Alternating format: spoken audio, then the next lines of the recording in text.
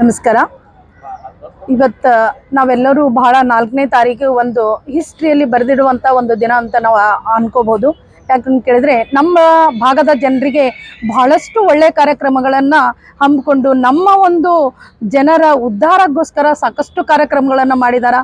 ಮತ್ತು ಸಾಕಷ್ಟು ಜನರಿಗೆ ಅವೇರ್ನೆಸ್ ಸಹ ಇವತ್ತು ನೀಡಲಿಕ್ಕತ್ತಿದ್ದಾರೆ.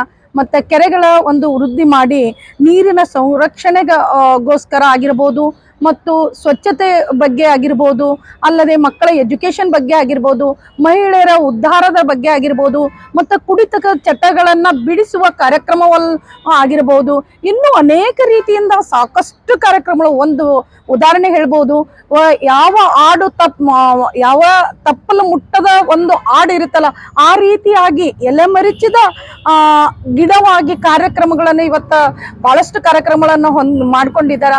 ಪೂಜ್ಯರು ನಮ್ಮ ಜಾಗಕ್ಕೆ, ನಮ್ಮ ಶರಣ ಒಂದು ಸಂಸ್ಕೃತಿಗೆ, ನಮ್ಮ ಶರಣ ನಾಡಿಗೆ ಬರ್ತಾ ಇದ್ದಾರೆ ಅಂದ್ರೆ ನಮ್ಮೆಲ್ಲರ ಒಂದು ಪುಣ್ಯ ಅಂತ ಹೇಳ್ಬೋದು. ಆ ಪೂಜ್ಯರು ಬಂದಾಗ ನಾವೆಲ್ಲರೂ ಅವರ ಒಂದು ದೂರದಿಂದಲೇ ದರ್ಶನವನ್ನು ಪಡೆದುಕೊಂಡು ಈ ಕಾರ್ಯಕ್ರಮವನ್ನು ಯಶಸ್ವಿಯಾಗಿ ನಾವೆಲ್ಲ ನಮ್ಮ ಭಾಗದ ಜನರು ಮಾಡಿಕೊಡ್ಬೇಕು ಅಂತೇಳಿ ನಾವು ಅವರಿಗೆಲ್ಲರಿಗೆ ವಿನಂತಿಸಿಕೊಂಡು ಆ ಪೂಜ್ಯರಿಗೆ ನಮ್ಮೆಲ್ಲರ ವತಿಯಿಂದ ಹೃತ್ಪೂರ್ವಕವಾದಂಥ ಸ್ವಾಗತವನ್ನು ಬಯಸಿ ಅವರ ಕಾರ್ಯಕ್ರಮವನ್ನು ಯಶಸ್ವಿಯಾಗಿಗೊಳಿಸಿ ಶರಣರ ನಾಡಿನಲ್ಲಿ ಹಿಸ್ಟ್ರಿ ಆಗುವಂಥ ಕಾರ್ಯಕ್ರಮ ಇದಾಗಬೇಕು ಅನ್ನೋದು ನಮ್ಮೆಲ್ಲರ ಒಂದು ಆಶೆ ಆಗ್ಯದ.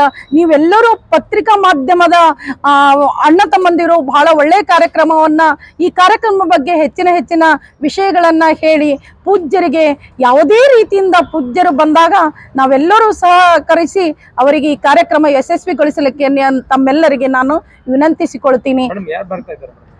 ಪೂಜ್ಯ ಹೆಗ್ಡೆಯವರು ಮತ್ತು ಅವರ ಕುಟುಂಬದವರು ಬರ್ತಾ ಇದ್ದಾರೆ.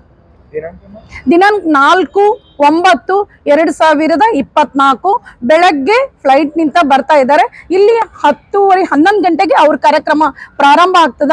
ಸಾಕಷ್ಟು ಕಾರ್ಯಕ್ರಮಗಳ ಬಗ್ಗೆ ಇವತ್ತು ಜನಜಾಗೃತಿ ವೇದಿಕೆ ಅಂತಿರ್ಬೋದು, ಮತ್ತು ನೀರಿನ ಸಂರಕ್ಷಣಾ ಕಾರ್ಯಕ್ರಮ ಆಗಿರ್ಬೋದು, ಮತ್ತೆ ಆಪತ್ತು ನಿರ್ವಹಣಾ, ಅದು ಬಹಳ ಮುಖ್ಯವಾದಂತ ಒಂದು ಕೆಲಸ ಅಂತ ಹೇಳ್ಬೋದು. ಯಾಕಂದ್ರೆ ಸ್ವಯಂ ಸೇವಕರಾಗಿ ಕಾರ್ಯ ಮಾಡ್ತಾರೆ. ನಮ್ಮಲ್ಲಿನೂ ಸಾಕಷ್ಟು ಜನರ ಮನಸ್ಸಿನಲ್ಲಿ ಕೆಲಸ ಮಾಡಬೇಕು ಅನ್ನೋ ವಿಷಯ, ಆತ್ಮ ಮನಸ್ಸು ಇದೆ ಅಂದ ಬಳಕ ಇದನ್ನೆಲ್ಲ ಹೊರಗೆ ತೆಗೆದು ಪೂಜ್ಯರು ಅಂತ ಹೇಳ್ಬೋದು.